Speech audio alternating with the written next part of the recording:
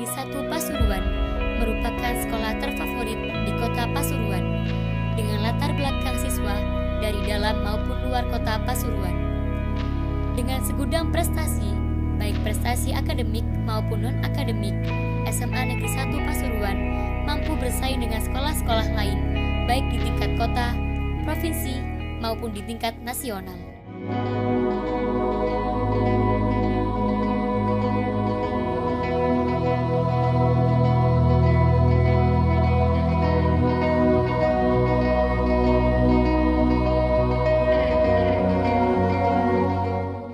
Di samping itu, SMA Negeri 1 Pasuruan telah menjadi SMA yang difavoritkan di Kota Pasuruan, di mana prestasi siswa-siswinya sangat mendukung di dalam pencapaian lulusan, yaitu banyak yang diterima di perguruan tinggi negeri. SMA Negeri 1 Pasuruan juga menyandang moto Small is Beautiful. Dengan kondisi sekolah yang minimalis dan berlahan sempit, bukanlah suatu halangan untuk mewujudkan keberhasilan. SMA Negeri 1 Pasuruan terletak di persimpangan di Jalan Utama Lintas Utara Pulau Jawa, sehingga polusi udara tidak dapat dihindarkan. Oleh karena itu, demi meningkatkan kenyamanan siswa dan mewujudkan program sekolah adiwiyata nasional, SMA Negeri 1 Pasuruan memiliki lingkungan yang hijau dan asri untuk mewujudkan udara yang sejuk di lingkungan sekolah.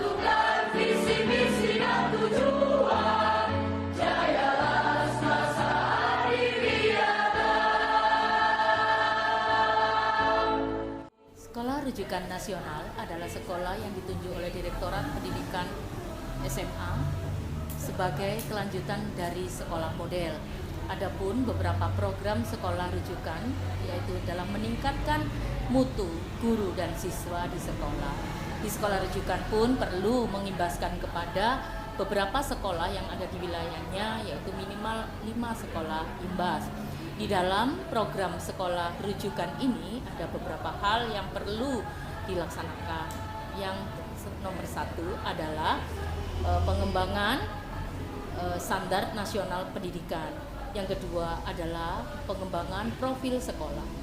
Yang ketiga adalah penumbuhan budi pekerti yang di dalamnya terdapat pengembangan kewirausahaan, pengembangan budaya literasi sekolah, kemudian ada peningkatan mutu dari sekolah rujukan yaitu muatan lokal yang dalam hal ini sebagai kelanjutan dari sekolah adiwiyata.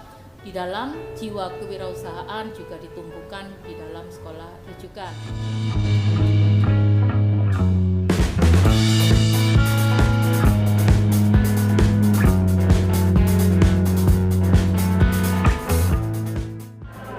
Assalamualaikum warahmatullahi wabarakatuh. Selamat siang dan salam sejahtera. Alhamdulillahirabbil alamin, kami panjatkan kehadirat Allah Subhanahu wa taala di mana SMA Negeri 1 Pasuruan di tahun kedua ini masih terpilih sebagai SMA Rujukan Nasional pada tahun 2017. Adapun kegiatan yang dilaksanakan adalah mengimbas kepada 5 sekolah yang lain untuk program-program yang dirasa ada perbaikan pada bidang kurikulum, kesiswaan, sarana dan prasarana. Adapun hal-hal yang diimbaskan kepada sekolah lain berkaitan dengan hal-hal yang disebutkan tadi, yang terbaru adalah e-modul dan e-rapot versi 2018. Untuk e-modul, Bapak Ibu guru diwajibkan membuat materi dengan e-modul yang akan diaplikasikan dalam sigil, kemudian akan informasikan hal ini kepada siswanya, sehingga untuk pembelajaran akan lebih efektif menggunakan materi dalam bentuk e-modul. Untuk penggunaan aplikasi e-rapot, yaitu dengan versi 2018 sudah kami pelajari dan insya Allah juga akan diterapkan pada tahun berikutnya. Mudah-mudahan sekolah imbas juga terimbas oleh kegiatan-kegiatan yang berkaitan dengan e-modul dan kegiatan e-rapot. Berikutnya kami sudah menyelesaikan tentang video pembelajaran bagi guru, yaitu di kelas 10, yaitu tentang materi matematika oleh tim kami semasa. Berikutnya adalah video profil sekolah yang akan kami laksanakan untuk contoh bagi sekolah-sekolah IMBAS yang lain, di mana profil sekolah ini menggambarkan bagaimana SMA Negeri 1 Pasuruan membawa nama menjadi SMA yang terbaik di Kota Pasuruan dan menjadi SMA favorit di SMA Kota Pasuruan khususnya, dan menjadi contoh bagi SMA-SMA yang lain.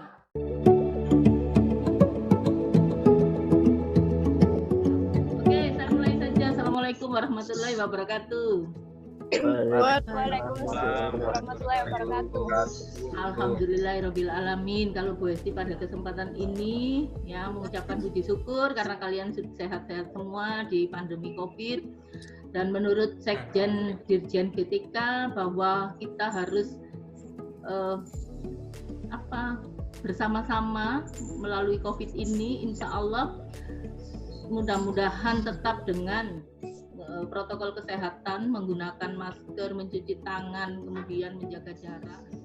Assalamualaikum warahmatullahi wabarakatuh. Pada pembelajaran kali ini kita akan membahas tentang teks editorial. Teks editorial merupakan suatu pernyataan atau pandangan dari seorang penulis terhadap suatu masalah yang sedang viral, di mana teks editorial biasa disebut dengan tajuk rencana. Pada kesempatan kali ini kita akan belajar tentang teks editorial, yaitu memahami struktur teks editorial dan kaidah kebahasaan teks editorial. Perlu kalian ketahui, struktur teks editorial ada 3 bagian. Yang pertama adalah pernyataan umum atau disebut dengan tesis. Yang kedua adalah argumentasi atau pendapat. Yang ketiga adalah penegasan ulang. Untuk struktur teks editorial, yaitu pernyataan umum yang berupa tesis. Hal ini merupakan hal-hal yang dinyatakan secara umum dalam sebuah permasalahan yang sedang muncul. Isu-isu yang muncul pada teks editorial misalnya adalah isu politik. Isu politik ini akan berkaitan dengan ekonomi. Yang kedua adalah berupa argumen-argumen, di mana pada argumen 1 ada argumen 2 yang menyatakan pernyataan pendapat dari seorang penulis terhadap sebuah permasalahan yang muncul.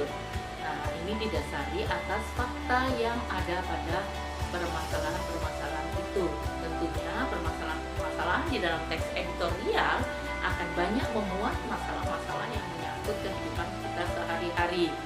Yang ketiga adalah penegasan ulang. Penegasan ulang ini merupakan sesuatu hal yang merupakan satu simpulan mengapa kita dihadapkan pada suatu permasalahan yang muncul. Bisa jadi pembaca akan menarik satu kesimpulan itu sendiri yang merupakan ajakan dari seorang penulis kirim dalam sebuah opini yang terdapat dalam fakta-fakta tersebut. Berikutnya kita akan belajar tentang kaidah kebahasaan teks editorial. Kaidah kebahasaan teks editorial terdapat 5 hal. Yang pertama adalah penggunaan kata-kata populer. Penggunaan kata-kata populer ini biasanya terdapat pada paragraf pertama.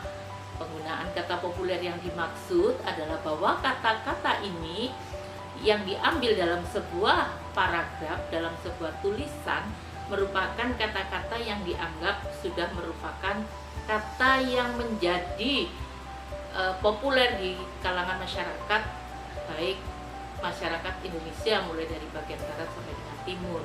Contohnya kata anjlok, kata ambyar, kata bubar, dan sebagainya. Untuk kaidah kebahasaan yang kedua adalah konjungsi yang menyatakan temporal, waktu dan tempat. Jadi di sini merupakan suatu hal dalam sebuah peristiwa dinyatakan bahwa pernyataan-pernyataan yang ditulis di dalam sebuah teks editorial itu menyatakan adanya fakta yang disertai adanya waktu, tempat, dan peristiwa. Contohnya, waktu itu ketika perang dan sebagainya. Adapun kaidah kebahasaan yang ketiga adalah menyatakan persuasif. Dikatakan bahwa teks editorial harus menggunakan penggunaan bahasa yang persuasif agar mendorong pembaca untuk ikut ke dalam wilayah penulisan, yaitu redaktur. Jadi diharapkan di sini adanya ajakan-ajakan yang mengingatkan bahwa permasalahan itu perlu kita bahas. Adapun kaidah kebahasaan yang keempat adalah menyatakan pertentangan. Mengapa dikatakan bahwa teks editorial dalam kaidah kebahasaan yang keempat adalah menyatakan pertentangan? Bahwa di sini ada beberapa kalimat-kalimat yang di dalamnya mengandung kata-kata yang menggunakan kata pertentangan, melainkan, misalnya tetapi, akan tetapi, sebaliknya, dan lain sebagainya. Adapun kaidah kebahasaan yang kelima adalah mengkitakan atau menyatakan bahwa seseorang di dalam membaca itu dilibatkan ke dalam fakta dan opini yang ditulis oleh seorang redaktur. Terima kasih. Kita akan kembali lagi berjumpa pada pembelajaran berikutnya. Assalamualaikum warahmatullahi wabarakatuh. Sampai jumpa.